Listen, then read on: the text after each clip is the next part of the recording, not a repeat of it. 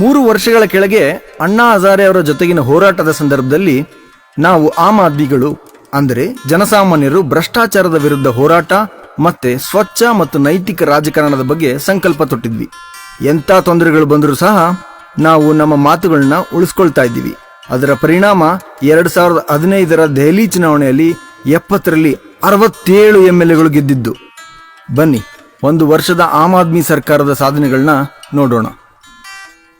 ಸ್ನೇಹಿತರೆ, ನಿಮ್ಗೆ ಗೊತ್ತಿರೋ ವಿಷಯನೇ, ಯಾವುದೇ ಸರ್ಕಾರದಲ್ಲಿ ರೋಡ್ ನಿರ್ಮಾಣ ಮಾಡೋ ಕೆಲಸದಲ್ಲೇ ಹೆಚ್ಚು ಭ್ರಷ್ಟಾಚಾರ ನಡೆಯೋದು. ಆದರೆ ಆಪ್ ಸರ್ಕಾರ ಕಳೆದ 1 ವರ್ಷದಲ್ಲಿ ನಿರ್ಮಿಸಿದ ದೊಡ್ಡ ದೊಡ್ಡ ರಸ್ತೆ ನಿರ್ಮಾಣದ ಪ್ರಾಜೆಕ್ಟ್ಗಳಲ್ಲಿ ಸುಮಾರು 350 ಕೋಟಿ ರೂಪಾಯಿನ ಸೇವ್ ಮಾಡಿದೆ. ಇದು ಇಡೀ ದೇಶದಲ್ಲೇ ಅದ್ಭುತ ವಿಷಯ. ಇದರಲ್ಲಿ ಇನ್ನೊಂದು ಅದ್ಭುತ ವಿಷಯ ಏನಂದ್ರೆ, ಅಲ್ಲಿ ಉಳಿಸಿದ 350 ಕೋಟಿ ರೂಪಾಯಿನ ಎಲ್ಲ ಸರ್ಕಾರಿ ಆಸ್ಪತ್ರೆಗಳಲ್ಲಿ ಯೂಸರ್ ಚಾರ್ಜಸ್ನ ತೆಗೆದುಹಾಕೋಕೆ ಬಳಸ್ತಾ ಇದ್ದಾರೆ. ಮತ್ತೆ ಫ್ರೀ ಆಗಿ ಔಷಧಿಗಳನ್ನ ಕೊಡ್ತಾ ಇದ್ದಾರೆ. ಆರೋಗ್ಯದ ವಿಷಯಕ್ಕೆ ಬಂದ್ರೆ ಇದೊಂದೇ ಅಲ್ಲ, ವರ್ಲ್ಡ್ ಕ್ಲಾಸ್ ಅಂದ್ರೆ ಅಂತಾರಾಷ್ಟ್ರೀಯ ಮಟ್ಟದ ಮೊಹಲ್ಲಾ ಕ್ಲಿನಿಕ್ಗಳನ್ನ ಶುರು ಮಾಡಿದ್ದಾರೆ. ಈ ಕ್ಲಿನಿಕ್ಗಳು ಎಲ್ಲ ಡೆಲ್ಲಿ ನಿವಾಸಿಗಳ ಮನೆ ಹತ್ತಿರದಲ್ಲೇ ಇರುತ್ತೆ. ಇಲ್ಲಿ BP, ಶುಗರ್ ಟೆಸ್ಟ್, ಹೃದಯಕ್ಕೆ ಸಂಬಂಧಿಸಿದ ಟೆಸ್ಟ್ಗಳ ತರ ಸುಮಾರು 80 ತರಹದ ಟೆಸ್ಟ್ಗಳನ್ನ ಮಾಡಿಸ್ಬೋದು. ಮತ್ತೆ ಈ ಎಲ್ಲ ಪರೀಕ್ಷೆಗಳು ಫ್ರೀ ಆಗಿರುತ್ತೆ. ಜನ ಈ ಯಾವುದೇ ಪರೀಕ್ಷೆಗೂ ಬೇರೆ ಪ್ರೈವೇಟ್ ಆಸ್ಪತ್ರೆಗಳಿಗೆ ಹೋಗೋ ಅವಶ್ಯಕತೆ ಇರೋದಿಲ್ಲ. ಇಂಥ ಇನ್ನೂ 1000 ಮೊಹಲ್ಲಾ ಕ್ಲಿನಿಕ್ಗಳು ಡೆಲ್ಲಿಯಾದ್ಯಂತ ನಿರ್ಮಾಣ ಹಂತದಲ್ಲಿದೆ. 10 ವರ್ಷಗಳ ಕೆಳಗೆ ರೈತರು ತಮ್ಮ ಕೃಷಿ ಭೂಮಿಯನ್ನು ಆಸ್ಪತ್ರೆಗಾಗಿ ಹಿಂದಿನ ಸರ್ಕಾರಕ್ಕೆ ಹೆಚ್ಚೆಚ್ಚು ಜನರಿಗೆ ಉಪಯೋಗ ಆಗಲಿ ಅಂತ ಬಯಸಿ ದಾನ ಮಾಡಿದ್ರು. 10 ವರ್ಷಗಳ ಕಾಲದಲ್ಲಿ ಅಲ್ಲಿ ಯಾವುದೇ ಆಸ್ಪತ್ರೆ ನಿರ್ಮಾಣ ಆಗಲೇ ಇಲ್ಲ. ಆದರೆ ಅಂದಿನ ಸರ್ಕಾರ 200 ಹಾಸಿಗೆಯುಳ್ಳ ಆಸ್ಪತ್ರೆ ನಿರ್ಮಾಣಕ್ಕಾಗಿ ಮಂಜೂರು ಮಾಡಿದ ಹಣ ಸುಮಾರು 200 ಕೋಟಿ. ಆಪ್ ಸರ್ಕಾರ ಕೇವಲ 50 ಕೋಟಿ ಹಣವನ್ನು ಹೆಚ್ಚುವರಿಯಾಗಿ ಬಳಸಿ 800 ಹಾಸಿಗೆಯುಳ್ಳ ಮಲ್ಟಿ ಸ್ಪೆಷಾಲಿಟಿ ಆಸ್ಪತ್ರೆಯನ್ನಾಗಿ ಪರಿವರ್ತಿಸಿದೆ. ಇದು ಕೇವಲ ಭ್ರಷ್ಟಾಚಾರ ಮುಕ್ತ ಸರ್ಕಾರದಿಂದ ಮಾತ್ರ ಸಾಧ್ಯ. ಈಗ ಯಾವುದೇ ರೋಗಿಗೂ ಅಲ್ಲಿ ಹಾಸಿಗೆ ಖಾಲಿ ಇಲ್ಲ ಅಂತ ಹೇಳಿ ಹೊರಕಳಿಸುವ ಸಾಧ್ಯತೆಯೇ ಇಲ್ಲ. ಯಾವುದೇ ಚುನಾವಣೆಯ ಬಳಿಕ ನಾಯಕರುಗಳನ್ನು ನೋಡೋದು, ಭೇಟಿಯಾಗೋದು ಕಷ್ಟದ ಕೆಲಸ. ಆದರೆ ಆಪ್ ಶಾಸಕರು ಚುನಾವಣೆಯ ನಂತರ ತಮ್ಮ ತಮ್ಮ ಕ್ಷೇತ್ರಗಳಲ್ಲಿ ಜನರ ಮಧ್ಯೆ ಇದ್ದು ಅವರ ಕಷ್ಟಗಳನ್ನ, ಅವರ ಅಹವಾಲುಗಳನ್ನು ಸ್ವೀಕರಿಸ್ತಾ ಇದ್ದಾರೆ. ಹೆಚ್ಚು ಜನರಿಗೆ ದೆಹಲಿಯಲ್ಲಿ ಶೌಚಾಲಯದ ತೊಂದರೆ ಇತ್ತು. ಸರ್ಕಾರ ಅತ್ಯಂತ ಕಡಿಮೆ ಸಮಯದಲ್ಲಿ ದೆಹಲಿಯ ಬಹುತೇಕ ಕಡೆಗಳಲ್ಲಿ ಸ್ಲಂಗಳಲ್ಲಿ ಉತ್ತಮ ಗುಣಮಟ್ಟದ ಶೌಚಾಲಯಗಳನ್ನು ನಿರ್ಮಿಸಿದೆ. ಇಷ್ಟೇ ಅಲ್ಲ, ದೆಹಲಿಯ ಬಹುದೊಡ್ಡ ಸಮಸ್ಯೆಗಳಲ್ಲಿ ಕುಡಿಯುವ ನೀರು ಮೊದಲು. ದೆಹಲಿ ಜನರ ಕುಡಿಯುವ ನೀರಿನ ಬವಣೆಯನ್ನು ನೀಗಿಸುವುದಕ್ಕಾಗಿ ಪ್ರತಿ ತಿಂಗಳು ಪ್ರತಿ ಮನೆಗೆ 20,000 ಲೀಟರ್ನಷ್ಟು ಉಚಿತವಾಗಿ ಕೊಡ್ತಾ ಇದೆ. ಎಲ್ಲೆಲ್ಲಿ ಪೈಪ್ಲೈನ್ ಕನೆಕ್ಷನ್ ಇಲ್ವೋ ಅಲ್ಲಿಗೆಲ್ಲ ಹೊಸ ಕನೆಕ್ಷನ್ಸ್ ಕಲ್ಪಿಸಲಾಗುತ್ತಿದೆ. ಹಾಗೂ ಅವರಿಗೆಲ್ಲ ಈಗ ಟ್ಯಾಂಕರ್ಗಳ ಮೂಲಕ ಸರ್ಕಾರವೇ ನೀರನ್ನು ನೀಡುತ್ತಿದೆ. ಸುಮಾರು 200 ಕಿಲೋಮೀಟರ್ಗೂ ಹೆಚ್ಚು ಪೈಪ್ಲೈನ್ ಕನೆಕ್ಷನ್ಸ್ ಅನ್ನು ಕಲ್ಪಿಸುವ ಕೆಲಸ ಈಗಾಗಲೇ ಪ್ರಗತಿಯಲ್ಲಿದೆ.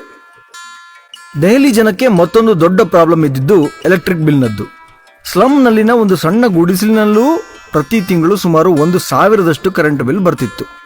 ಇದಕ್ಕೆ ಮುಖ್ಯ ಕಾರಣ ಇಲಾಖೆಯಲ್ಲಿನ ಭ್ರಷ್ಟಾಚಾರ. ಆಪ್ ಸರ್ಕಾರ ಎಲೆಕ್ಟ್ರಿಕ್ ಬಿಲ್ನಲ್ಲಿ 50% ರಿಯಾಯಿತಿ ನೀಡ್ತಾ ಇದೆ. ನಮ್ಮಲ್ಲಿರುವ ಯಾರಿಗೆ ತಮ್ಮ ಮಕ್ಕಳಿಗೆ ಉತ್ತಮ ಶಿಕ್ಷಣ ಕೊಡಿಸಬೇಕು ಅನ್ನುವ ಕನಸಿರಲ್ಲ ಹೇಳಿ? ಆದರೆ ಎಷ್ಟು ತಂದೆ ತಾಯಂದಿರಿಗೆ ಮಕ್ಕಳ ವಿದ್ಯಾಭ್ಯಾಸಕ್ಕಾಗಿ ಅಡವಿಡಲು ಮನೆ ಇರುತ್ತದೆ ಹೇಳಿ? ಆದರೆ ಆಪ್ ಸರ್ಕಾರ 10 ಲಕ್ಷಗಳಷ್ಟು ಎಜುಕೇಶನ್ ಲೋನ್ ಅಂದರೆ ವಿದ್ಯಾಭ್ಯಾಸಕ್ಕಾಗಿ ಸಾಲವನ್ನು ಸರ್ಕಾರವೇ ಹೊಣೆ ಹೊತ್ತು ಕೊಡಿಸುತ್ತಿದೆ. ನೀವು ನಿಮ್ಮ ಎಷ್ಟು ಜನ MLAಗಳನ್ನ ಅಥವಾ ಶಿಕ್ಷಣ ಸಚಿವರುಗಳನ್ನ ಆಕ್ಟಿವ್ ಆಗಿರುವುದನ್ನು ನೋಡಿರ್ತೀರಿ. ಆಪ್ ಸರ್ಕಾರದ ಶಿಕ್ಷಣ ಸಚಿವ ಹಾಗೂ ಉಪಮುಖ್ಯಮಂತ್ರಿ ಮನೀಶ್ ಸಿಸೋಡಿಯಾ ಅವರು ನಿರಂತರವಾಗಿ ಪ್ರತಿ ಶಾಲಾ ಕಾಲೇಜುಗಳಿಗೆ ಭೇಟಿ ನೀಡಿ ಅಲ್ಲಿರುವ ಮಕ್ಕಳ ಪರಿಸ್ಥಿತಿ, ಸರ್ಕಾರದ ಸವಲತ್ತುಗಳ ಬಳಕೆ, ಮೇಜು ಕುರ್ಚಿ ಕಟ್ಟಡಗಳ ಪರಿಶೀಲನೆ, ಶಿಕ್ಷಕರ ಹಾಜರಾತಿ, ಮಧ್ಯಾಹ್ನದ ಬಿಸಿ ಊಟ, ಪಠ್ಯಕ್ರಮ ಇತ್ಯಾದಿಗಳ ಬಗ್ಗೆ ನಿಗಾ ವಹಿಸಿ ಈಗಾಗಲೇ ಆಡಳಿತಾತ್ಮಕ ಹಾಗೂ ಶೈಕ್ಷಣಿಕವಾಗಿ ಸಕಾರಾತ್ಮಕ ಬದಲಾವಣೆಗಳನ್ನು ತಂದಿದ್ದಾರೆ. ಇಷ್ಟು ಸಣ್ಣ ಅವಧಿಯಲ್ಲೇ ಇಡೀ ದೆಹಲಿಯಾದ್ಯಂತ ಸುಮಾರು 8,000 ಹೊಸ ಕೊಠಡಿಗಳನ್ನು ನಿರ್ಮಿಸಲಾಗಿದೆ. ಇಲ್ಲಿರೋ ಪ್ರತಿಯೊಬ್ಬ ತಂದೆ ತಾಯಿಗೂ ನಮ್ಮ ದೇಶದ ಎಜುಕೇಶನ್ ಸಿಸ್ಟಮ್ ಬಗ್ಗೆ ಕೋಪ ಮತ್ತು ಆಕ್ರೋಶ ಇದೆ. ಮಿನಿಸ್ಟರ್ಸ್ಗಳ ಇನ್ಫ್ಲೂಯೆನ್ಸ್ ಮತ್ತು 50,000, 1 ಲಕ್ಷ, 2 ಲಕ್ಷ ಇದ್ದವ್ರಿಗೆ ಮಾತ್ರ ಒಳ್ಳೆ ಶಿಕ್ಷಣ. ಬಡವ್ರ ಮಕ್ಕಳು ಒಳ್ಳೆ ಶಾಲೆಯಲ್ಲಿ ಓದಲೇಬಾರ್ದಾ? ಅದಕ್ಕೆ ಆಪ್ ಸರ್ಕಾರ ಇಡೀ ಶಿಕ್ಷಣದ ವ್ಯವಸ್ಥೆನೇ ಬದಲಾಯಿಸ್ತಾ ಇದೆ. ಡೊನೇಷನ್ನೇ ಇಲ್ದಲನೆ ಇನ್ಫ್ಲೂಯೆನ್ಸ್ ಇರದೇ ಇರೋ ಥರ ಮ್ಯಾನೇಜ್ಮೆಂಟ್ ಕೋಟಾನೇ ತೆಗೆದು ಹಾಕ್ತಾ ಇದೆ. ಸಮಾನ ಶಿಕ್ಷಣಕ್ಕೋಸ್ಕರ ಇಂಥ ದಿಟ್ಟ ಹೆಜ್ಜೆ ಎಲ್ಲಾದರೂ ಕೇಳಿದಿರಾ, ನೋಡಿದಿರಾ? ಪೊಲ್ಯೂಷನ್ ದೆಹಲಿಯ ಬಹುದೊಡ್ಡ ಸಮಸ್ಯೆ ತಾನೆ. ಸಮಸ್ಯೆ ಎಷ್ಟೇ ಹೆಚ್ಚಿದ್ರೂ ಯಾವುದೇ ಸರ್ಕಾರ ಇದರ ಕಡೆ ಗಮನ ಕೊಡಲೇ ಇಲ್ಲ. 3 ಕಾರ್ ಫ್ರೀ ಡೇಗಳ ನಂತರ ದೆಹಲಿ ಸರ್ಕಾರ ಒಂದು ಹೆಜ್ಜೆ ಮುಂದೆ ಹೋಗಿ ಅತ್ಯಂತ ವಿನೂತನ ಹಾಗೂ ಪರಿಣಾಮಕಾರಿ ಯೋಜನೆಯೊಂದನ್ನು ಪ್ರಾಯೋಗಿಕವಾಗಿ ಜಾರಿಗೆ ತಂದಿತ್ತು. ಅದುವೇ ಆಡ್ ಈವನ್ ಸ್ಕೀಮ್, ಅಂದ್ರೆ ಸಮಸಂಖ್ಯೆ ಬೆಸಸಂಖ್ಯೆ ವಾಹನಗಳ ಕಾರ್ಯಾಗಾರ. ಕೇವಲ 15 ದಿನಗಳ ಪ್ರಯೋಗದಲ್ಲಿ ದೆಹಲಿಯ ಯಾವುದೇ ರಸ್ತೆಗಳಲ್ಲಿ ಟ್ರಾಫಿಕ್ ಜಾಮ್ ಕಂಡುಬರಲಿಲ್ಲ. ವಾಯು ಮಾಲಿನ್ಯ ಹಾಗೂ ಶಬ್ದ ಮಾಲಿನ್ಯದಲ್ಲಿ ಗಣನೀಯ ಪ್ರಮಾಣದಲ್ಲಿ ಇಳಿಕೆಯಾಯಿತು. ಏಪ್ರಿಲ್ನಿಂದ ಹೈಟೆಕ್ ವ್ಯಾಕ್ಯೂಮ್ ಕ್ಲೀನಿಂಗ್ ಮೆಷಿನ್ಗಳನ್ನ ಬಳಸಿ ರಸ್ತೆ ಮೇಲಿರೋ ಧೂಳು ಮತ್ತೆ ಕಸಗಳನ್ನ ತೆಗೆಯಲಾಗ್ತದೆ. ಆಡ್ ಈವನ್ ಸ್ಕೀಮ್ ಬರೀ ಜನಸಾಮಾನ್ಯರಿಗೆ ಮಾತ್ರ ಮಾಡಲಿಲ್ಲ. ಆಪ್ ಸರ್ಕಾರದ ಮಿನಿಸ್ಟರ್ಗಳನ್ನ ನೋಡಿ. ಈ ಅವಧಿಯಲ್ಲಿ ಮುಖ್ಯಮಂತ್ರಿ ಅರವಿಂದ್ ಕೇಜ್ರಿವಾಲ್ ತಮ್ಮ ಸಹೋದ್ಯೋಗಿಗಳ ಜೊತೆಗೂಡಿ ಕಾರ್ ಪೋಲಿಂಗ್ ಮಾಡ್ತಿದ್ರು. Transport minister Gopal Rai metro ಮುಖಾಂತರ ಕಚೇರಿಗೆ ಹೋಗ್ತಿದ್ರು. Tourism minister Kapil Mishra city ಬಸ್ನಲ್ಲಿ ಪ್ರಯಾಣ ಮಾಡ್ತಿದ್ರು.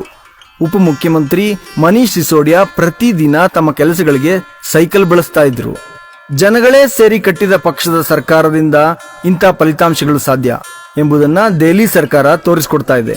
ಬನ್ನಿ, ಜನಸಾಮಾನ್ಯರೇ ಒಂದಾಗಿ ಒಗ್ಗಟ್ಟಾಗಿ ಕರ್ನಾಟಕದಲ್ಲೂ ಭ್ರಷ್ಟಾಚಾರ ರಹಿತ ನೈತಿಕ ರಾಜಕಾರಣ ಸ್ಥಾಪಿಸುವ ನಿಟ್ಟಿನಲ್ಲಿ ಒಂದು ದಿಟ್ಟ ಹೆಜ್ಜೆ ಇಡೋಣ. ಜೈ ಹಿಂದ್, ಜೈ ಕರ್ನಾಟಕ.